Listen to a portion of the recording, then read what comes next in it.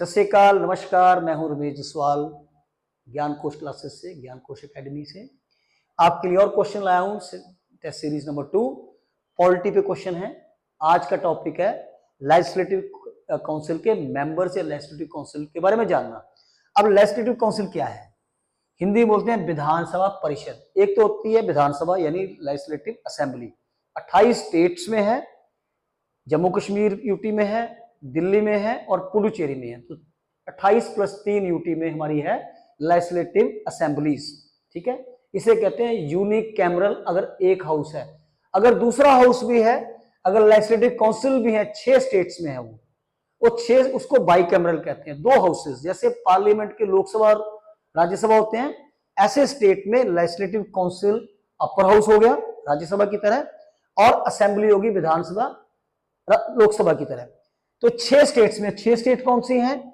इसमें आ जाएगी यूपी, बिहार, कर्नाटका, महाराष्ट्र, आंध्र प्रदेश, तेलंगाना। ये 6 स्टेट में लेजिस्लेटिव काउंसिल है। अब इसके मेंबर का इलेक्शन कैसे होता है? इलेक्शन फॉर एग्जांपल मान लीजिए कि 60 मेंबर्स हैं, ठीक है, उस स्टेट के अंदर। कैसे चुनेंगे? 1/3 मेंबर यानी 20 जो होंगे लोकल बॉडी चुनेंगे। लोकल बॉडी कौन सी है? म्यूनिसिपैलिटीज और पंचायत। ठीक है, 1/3 मेंबर इन 20 हो गए। रह गए आपके अगले 1/3 यानी 40 रह गए। 1/3 members elected by legislative assembly, वहां के एमएलए चुनेंगे। बिल्कुल ठीक है, तो ये भी 20 चले गए। अब 1/12 होगी लगभग 5, 60 में से सिर्फ 5 हुए। वो जितने भी यूनिवर्सिटी ग्रेजुएट्स हैं और वो 3 साल से वहां यूनिवर्सिटी ग्रेजुएट है, अपनी स्टेट में रह रहे हैं, जिस स्टेट में ये लेजिस्लेटिव काउंसिल है, तो वो 5 लोग वो हो गए, वो होंगे ग्रेजुएट, वो वोट कर सकते हैं। उसके अलावा 1/12 और आएंगे, वो आएंगे टीचर्स जो कम से कम सेकेंडरी स्कूल में पढ़ा रहे हो, यानी 10th और 10th से ऊपर, वो भी 5 हो जाएंगे। तो टोटल हो गए 50, बच गए आपके 10 कौन से होंगे? 1/6, 60 का 1/6 हो गया 10। ये गलत है, यहां पे होगा 1/6। उनको नॉमिनेट करेगा गवर्नर स्टेट का। और कहां से करेगा? उसके लिए हम लिखते हैं ALSSC। A means arts, L literature, S science, S social service और C कोऑपरेटिव मूवमेंट्स। इन 5 फील्ड से उसको चुनेगा। अच्छा, अब लेजिस्लेटिव काउंसिल 6 स्टेट्स में है, इसको बनाने का अधिकार या अबॉलिश करने का किसके पास है?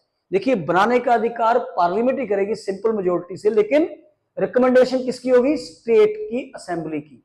स्टेट की असेंबली सिंपल मेजोरिटी, जितने मेंबर्स हैं वो उतने मेंबर्स को अप्रूव करेंगे, और साथ में जितने प्रेजेंट है और वोटिंग करेंगे तो उसे कहते हैं 2/3 मेंबर्स, उसे स्पेशल मेजोरिटी कहते हैं। अगर वो स्टेट बोलता है पंजाब की हमें चाहिए काउंसिल, तो सिंपल मेजोरिटी पार्लियामेंट पास करके वहां पे लेजिस्लेटिव काउंसिल दे सकती है। तो इस तरह से लेजिस्लेटिव काउंसिल राज्यसभा है, परमानेंट हाउस है, हर 2 साल में 1/3 मेंबर्स के रिटायर होते हैं। आर्टिकल कौन से हैं? 168 से 212, पार्ट 6 कॉन्स्टिट्यूशन का ये आता है स्टेट लेजिस्लेचर के बारे में, और इसके बारे में 169 आर्टिकल आता है। नेक्स्ट क्वेश्चन शुरू करते हैं। तो क्वेश्चन 2 करते हैं, प्रेसिडेंट की पार्डनिंग पावर्स। देखिए, प्रेसिडेंट के पास बहुत सारी पावर्स है, उसमें से है एक माफ करने की पावर, माफी देना। किसको? अब वो पार्डनिंग पावर जो किस आर्टिकल में आता है? आर्टिकल 72। आर्टिकल 161 में गवर्नर की भी पावर है, पर गवर्नर की थोड़ी लिमिटेड है इनके मुकाबले। सबसे पहले इसमें पार्डन करना, पूरी तरह से रिसाइन करना है, उसकी सजा भी, उसकी कन्विक्शन भी, आरोप से बरी कर दिया। किसी ने मर्डर किए, खून किए, फांसी की सजा है, पूरी तरह माफ कर दिया, अब्सॉल्व कर देना उसकी सारी पनिशमेंट, सारी डिस्क्वालिफिकेशन को, तो उसको बोलते हैं पार्डन। ये गवर्नर के पास नहीं होती। डेथ सेंटेंस को माफ नहीं कर सकता, बाकी को कर सकता है। लाइफ इंप्रिजनमेंट को रोक सकता है, कई सालों की सजा को रोक सकता है, फ्री कर सकता है, लेकिन डेथ सेंटेंस जो है, मर्सी पिटीशन जाती है सिर्फ प्रेसिडेंट के पास, गवर्नर का इसमें रोल नहीं होता। सेकंड है रिप्रीव करना, यानी कि एग्जीक्यूशन में स्टे करना। इसका क्या मतलब? किसी को फांसी डिक्लेयर कर दी, 6 महीने और मिल गए, साल और मिल गया, तो उसका एग्जीक्यूशन का स्टे, उसमें टाइम मिल जाता है। तीसरा रिमिशन, ये अमाउंट ऑफ सेंटेंस चेंज होता है, लेकिन करेक्टर चेंज नहीं होता उसका। अगर उसको रिग्रेस है तो रिग्रेस ही रहेगी। कहने का कैसे, मान लीजिए किसी को 2 साल की सजा है, उसको 1 साल की सजा कर दी, तो ये हो गया रिमिशन। रेस्पाइट ये गलत है, हमने बोले ये ठीक है, ये ठीक है, ये ठीक है। ये जो मीनिंग लिखा है ये कम्यूटेशन का लिखा है। कम्यूटेशन में क्या होता है कि मेयरली सब्सटीट्यूट एक पनिशमेंट को दूसरे लाइटर कैरेक्टर में कन्वर्ट करना।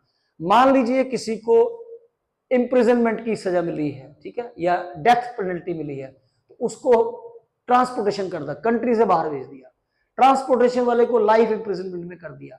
उसके अलावा उसको रिगरस इंप्रिजनमेंट में कर दिया, लाइटर इंप्रिजनमेंट में कर दिया, लाइटर से भी कम क्या होता है फाइन देकर छोड़ दिया, तो सब कम्यूटेशन में आता है। तो ये इसका पार्ट है। अब रेस्पाइट का पार्ट क्या है, मान लीजिए कोई प्रेग्नेंट लेडी है, फेंडर है, प्रेगनेंसी पे आ गई, तो स्पेशल इफेक्ट में जो प्रिस्क्राइब पेनल्टी उस पर गई हुई है उसको लेसर अमाउंट की सजा देना। तो इस तरह से हम रेस्पाइट कहते हैं। स्पेशल जो कोई इस तरह का फैक्ट्स हैं और नजर आ रहा है ये प्रेगनेंसी है, इसको पेनल्टी है, पत्थर तोड़ने की सजा मिली है, साथ में फलाना मिला, तो उसको छूट देना उस चीज में। अब फर्क क्या है कि 72 में प्रेसिडेंट करता है, 161 आर्टिकल में गवर्नर। दोनों में फर्क एक तो आ गया, डेथ सेंटेंस को फ्री नहीं कर सकता, ये अब्सॉल्व नहीं कर सकता, उसको फांसी की सजा को कुछ नहीं कर सकता है। दूसरा कोर्ट मार्शल, मिलिट्री के मामलों में किसी को सजा मिली हुई है, फांसी की मिली है, कोई और सजा, तो सिर्फ कोर्ट मार्शल गवर्नर कर सकता है, सॉरी प्रेसिडेंट कर सकता है, गवर्नर नहीं कर सकता। ऐसे ही वीडियो देखने के लिए आप मुझसे रिक्वेस्ट करें, लिखें। अगर आपको अच्छा लगता है तो हमें भी खुशी होगी, शेयर करें, सब्सक्राइब करें। जय हिंद।